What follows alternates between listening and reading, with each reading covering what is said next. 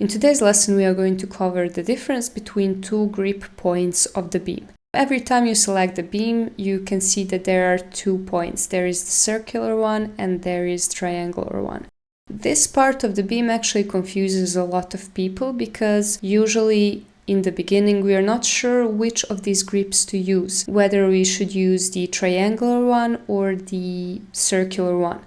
What is their difference? The main difference is that basically the circular grip can be used as the default grip. It is the kind of grip you use to change the length of your beam. The reason for that is because it defines the analytical length of the beam and it also defines the main physical length of the beam. It also defines the scheduled length of the beam, which is very important because once you export the schedules of the beam, you do want to show the correct length. But that means you also have to model it appropriately. That means that you should not have the extensions that are in the wrong place.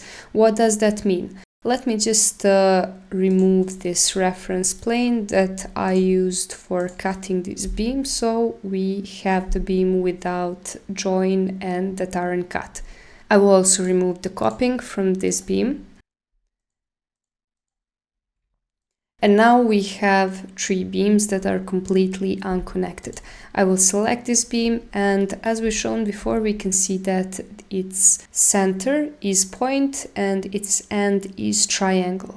That means that if we are to export the analytical model of this model, basically it will count this center as a center of analytical model. Like I said, this will also be the length of the beam. And we can actually test this. We can select this beam and we can see its system length. It says 12.1 meters. If I were to grab this beam to this point grip and just change its length, I can see now that the system length changes. It is the length that will also be scheduled, and basically if I want the correct schedules, I would be using this point grip.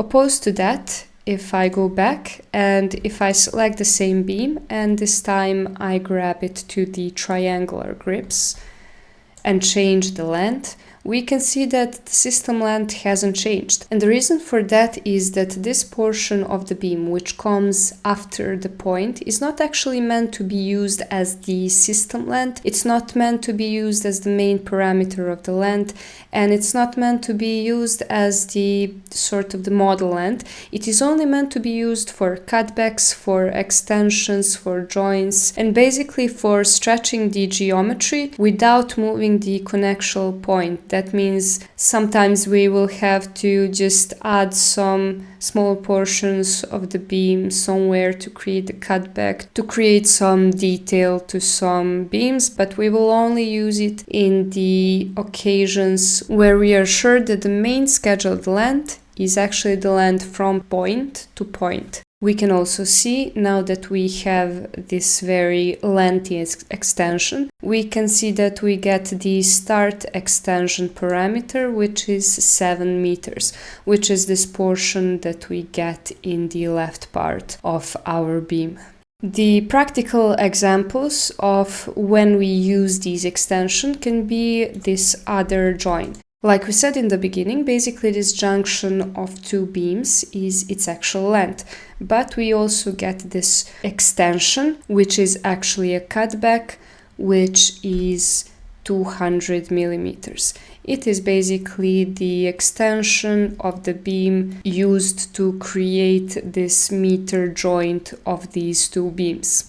So the simplest way to view the difference is basically this circular point is your default length point. Whenever you want to change the length of your beam, you will want to grab the circle point. You only use the triangular point if you want to add the extensions that are not counted analytically and that are not counted in the schedules and that are used basically to create some addition to the main length of the beam. If you enjoy learning with us, take a look at our architectural course through the link below.